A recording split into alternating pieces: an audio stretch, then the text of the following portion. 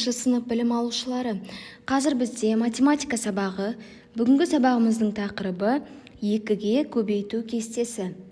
Бүгін сабақта сіздер санды 2-ге көбейту кестесін құруды және оны қолдануды үйренесіздер. Балалар, еске түсірейікші, 2-ге бөлінетін сандарды біз жұп сандар деп айтамыз, ал 2-ге бөлінбейтін сандарды тақ сандар деп атаймыз. Естеріңізде болса, сандар 2-ге бөлінеді, жұп және тақ. Жұп сандарға 2, 4, 6, 8, 10, 12, 14 әрі қарай кете береді, олар 2-ге бөлінеді. Ал тақ сандар 2-ге бөлінбейді. Оған 3, 5, 7, 9 және әрі қарай кете береді. Ал енді көбейту кестесін есімізге сақтайық. 2-ге 2-ні көбейту дегеніміз, ол 2-ні 2 рет қосамыз, сонда жауабы 4 шығады. 3 пен 2-нің көбейтіндісі 6-ға тең. 4 пен 2-нің көбейтіндісі 8-ге тең. 5 пен 2-нің көбейтіндісі 10-ға тең. 6 мен 2-нің көбейтіндісі 12-ге тең. Ал 7 мен 2-нің көбейтіндісі 14-ге, 8 мен 2-нің көбейтіндісі 16-ға, 9 мен 2-нің көбейтіндісі 18-ге және 10 мен 2-нің көбейтіндісі 20-ға тең. Көріп отырғандай, біз көбейту амалын бөлумен тексере аламыз. Яғни өткен сабақты еске түсірсек, көбейту мен бөлу өзара кері амалдар. Ал енді дәптерімізді ашып бүгінгі күнді жазайық. 31 қаңтар сынып жұмысы. Қазір математикалық диктант орындаймыз. Диктантта мен сіздерге сұрақ қоям. Сіздер сол сұрақтың тек қана жауабын жазасыздар, яғни сандарды үтір арқылы жазып шығасыздар. Бірінші сұрақ: 0 мен 2 сандарының көбейтіндісі неге тең? Тек қана санды жазамыз. Келесі сұрақ: 7 мен 1 сандарының көбейтіндісі неге тең? Тек қана мәнін жазып үтір қоямыз. 6 мен 6 сандарының бөліндісі неге тең? 0 мен 8 сандарының бөліндісі неге тең? 3 пен 3 сандарының айырмасы неге тең? 4 пен 0 сандарының қосындысы неге тең? 1 мен 9 сандарының қосындысы неге тең? Осы сандардың мәнін үтір арқылы дәптерге жазып шығайық. Қандай сандар шықты? Енді номер 1 тапсырманы орындаймыз.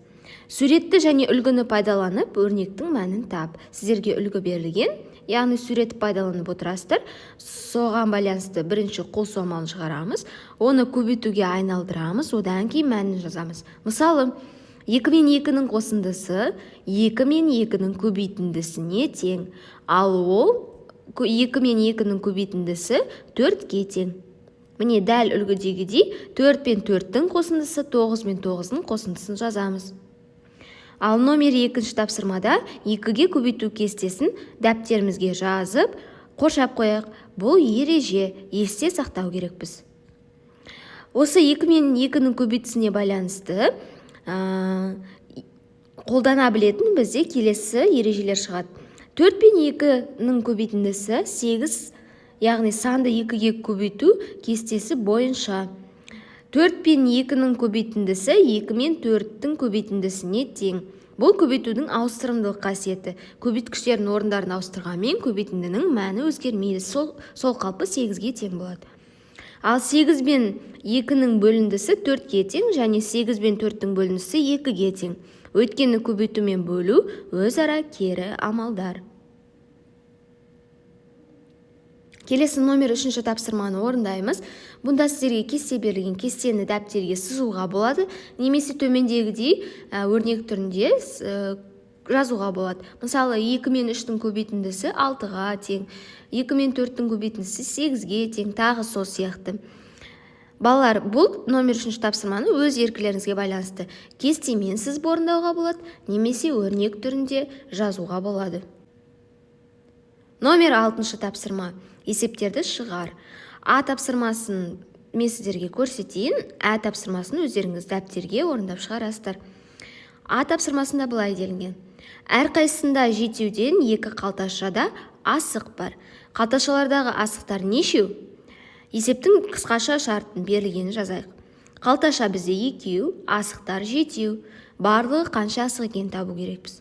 Ол үшін 2 мен 7-нің көбейтіндісін тауып аламыз. 2 мен 7-нің көбейтіндісі 14-ке тең. Демек жауабы барлығы 14 асық. Тапсырмасын өздеріңіз дәптерге шығара қойыңыздар. Енді сабағымызды қорытындылайық. Осы сабақта сіздер нені үйрендіңіздер, нені білдіңіздер? Санды 2-ге көбейту кестесін құруды және оны қолдануды үйрендік. Соған байланысты көптеген есептер шығардық. Үйге тапсырма 31-ші бетте номер 8-ші тапсырманы орындайсыздар. Және оқулығымызда 30-ші бетте 2-ге көбейту кестесін жаттап, оған қолданылатын ережелерді, яғни қасиеттерді қайталап келесіздер. Олай болса сабағымыз аяқталды. Кері байланыс жіберуді ұмытпаңыздар. Сау болыңыздар.